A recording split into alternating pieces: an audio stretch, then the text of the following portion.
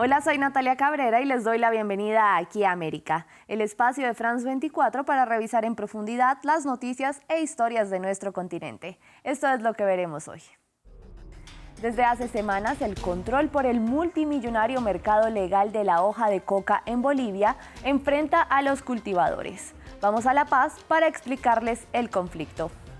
Y los jóvenes venezolanos vuelven a las clases en medio de la controversia entre los profesores, que denuncian que no están protegidos al no haber recibido la pauta completa de vacunación contra el COVID-19, y los padres, que ansían la presencialidad, ya que creen que la educación a distancia no funcionó.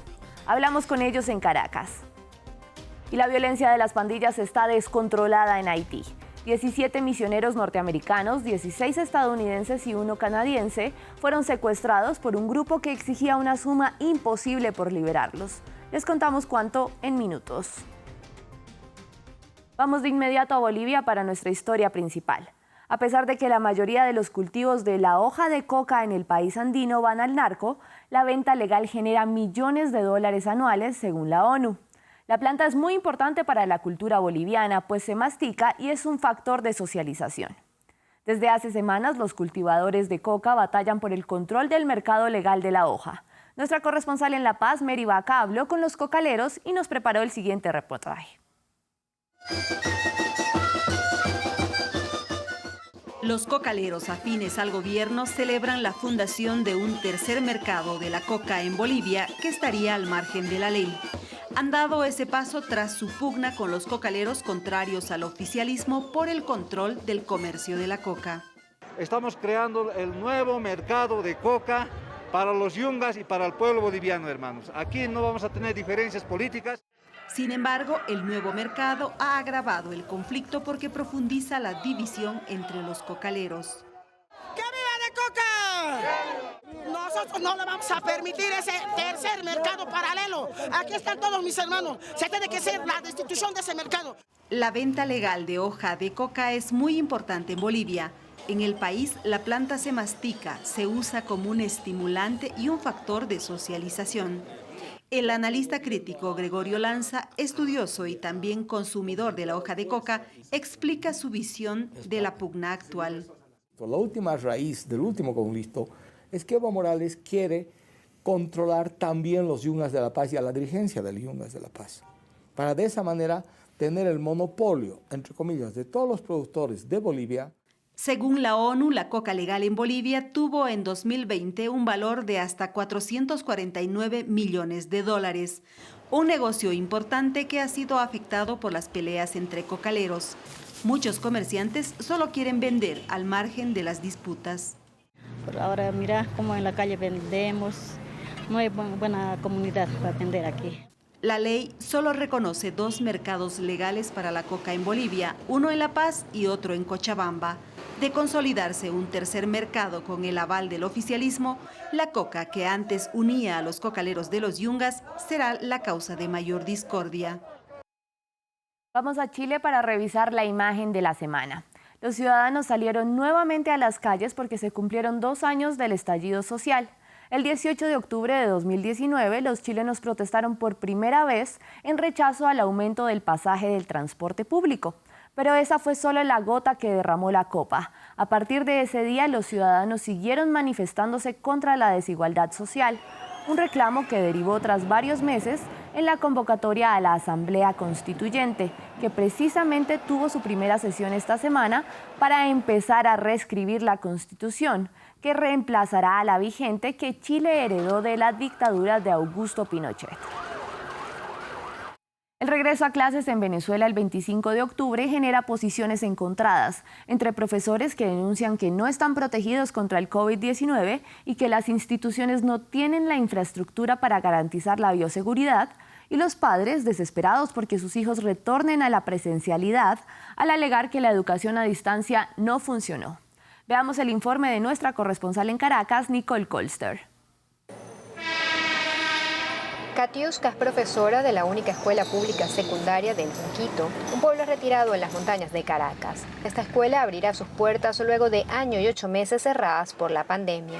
Es una infraestructura que está de manera generalizada en mal estado. No hay, por ejemplo, agua corriente en los baños. ni electricidad en los salones. Hay que detenerse, hay que realmente crear las condiciones y luego entonces hablar, sí, de presencialidad. No es una situación aislada. Más del 80% de las escuelas en Venezuela son públicas y casi su totalidad presentan fallas de infraestructuras y servicios básicos según el gremio de educadores.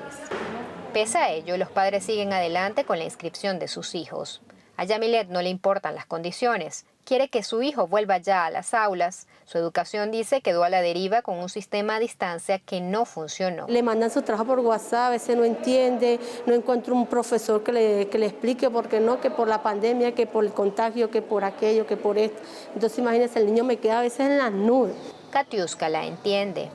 Académicamente debemos volver, pero está por otro lado la seguridad y la vida. Fanny también es profesora, tiene 3 títulos universitarios, 2 posgrados, 23 años de servicio. Gana solo $5 al mes. Coincide en que no hay condiciones para el regreso a clases presenciales, pero no se opone, tiene otros miedos. De 25 estudiantes que podían haber en un salón, habían logrado las competencias 2 o 3 niños. Esto es terrible, esto es demasiado grave. ¿Pero qué? Pero igual tú tenías que promoverlos a todos, el que sabía y el que no sabía.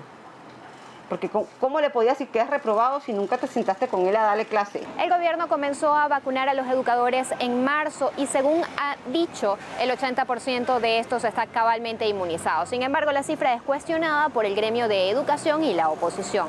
En Caracas, Nicole Colster, France 24. Y en Haití revisamos la cifra de la semana, $17 millones. Ese es el rescate que pidió la pandilla que secuestró a un grupo de misioneros norteamericanos. $1 millón por cada uno para liberarlos. Haití, sumergido en una profunda crisis, ostenta la tasa de secuestro per cápita más alta de la tierra. Los residentes de la capital, Puerto Príncipe, iniciaron una huelga en rechazo a la violencia de las pandillas y los secuestros.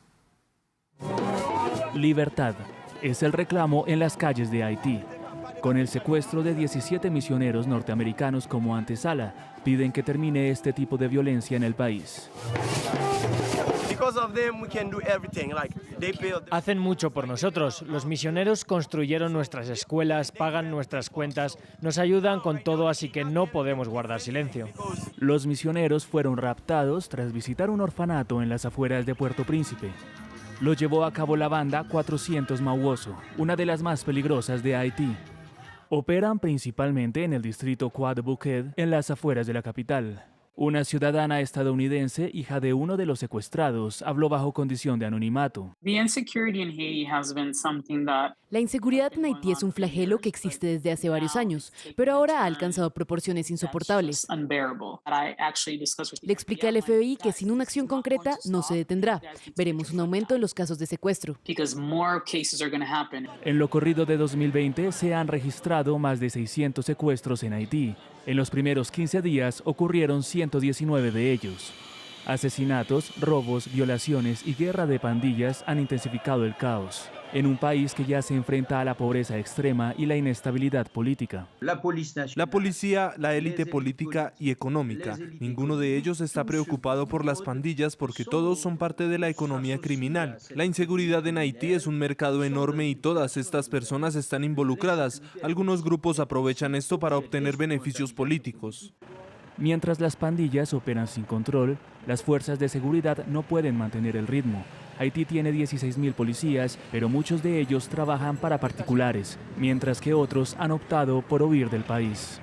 Vamos a Estados Unidos, que este mes está viviendo una ola sin precedentes de acciones sindicales, tan grande que ha llevado a que se acuñe el término Striketober, es decir, strike de huelga y October de octubre en inglés.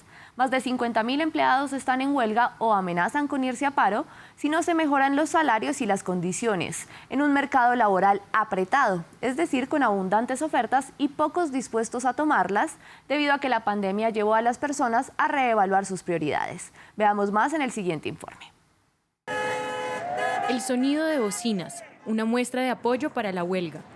10.000 empleados de 14 plantas diferentes de John Deere abandonaron su trabajo la semana pasada. Es la primera gran huelga para el fabricante de equipos agrícolas en 35 años. Los trabajadores dicen que luchan por ganarse la vida dignamente. No tengo idea cuánto tiempo vamos a estar en esta huelga, pero estoy dispuesto a hacerlo todo el tiempo que sea necesario, solo para que nuestro punto se entienda. Escenas similares se repiten en todo el país. En plena pandemia, los trabajadores, hartos de los sacrificios que han hecho, exigen mejores condiciones. Los empleados de las plantas de cereales de Kellogg's rechazan el trato de la dirección. Hay personas que no tienen días libres programados desde hace meses y meses. Todos hacemos sacrificios enormes para trabajar en esta planta y queremos ser reconocidos como un solo sindicato. Unos 31,000 trabajadores de la salud en California y Oregón también apoyaron la huelga. Toda esta acción industrial se ha materializado en el término Striketober, una alusión a strike, huelga, y octubre, el mes. El término ha sido adoptado en las redes sociales incluso por algunos demócratas progresistas. #Striketober viene con mucha fuerza después de años de ser desatendidos y subestimados, y sobre todo durante la pandemia. Los trabajadores están comenzando a convocar huelgas en todo el país, desde trabajadores de producción hasta trabajadores de John Deere y Kellogg's y muchos más. Después de décadas de declive, las tasas de afiliación sindical aumentaron por primera vez en 2020 en Estados Unidos, y los activistas laborales ven a un amigo en la Casa Blanca, después de que Joe Biden prometiera ser el presidente más pro-sindical jamás visto. Y seguimos en Estados Unidos. Para el cierre del mes de la hispanidad, por primera vez el musical Chicago hizo una presentación especial para la comunidad hispana.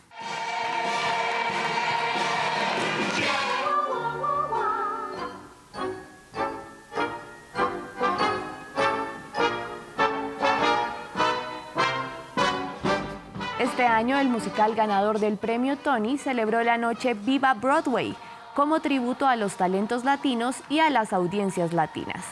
La presentación del 18 de octubre incluyó algunos segmentos en español de la mano de las 3 estrellas latinas que hay actualmente en el elenco: Ana Villafañe, Bianca Marroquín y Paulo Zot.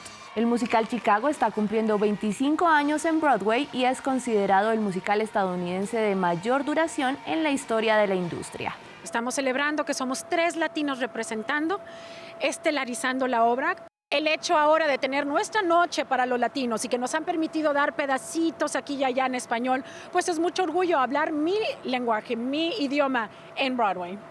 Y me despido con música porque 20 años después del lanzamiento de su álbum en español, Cristina Aguilera vuelve a cantar en nuestro idioma. Pa' mis muchachas es la nueva canción de la cantante estadounidense con las argentinas Nati Peluso y Nicki Nicole, y la de ascendencia mexicana Becky G. La canción cuenta con un marcado carácter latino, y es que el padre de Aguilera es de origen ecuatoriano. Está por verse si Cristina lanzará un nuevo disco completo en español. Gracias por acompañarme en esta emisión de Aquí América. Soy Natalia Cabrera. Pueden seguirme en redes sociales en la dirección que ven en sus pantallas. En la producción estuvo Giovanni Agudelo. Sigan con más en France 24.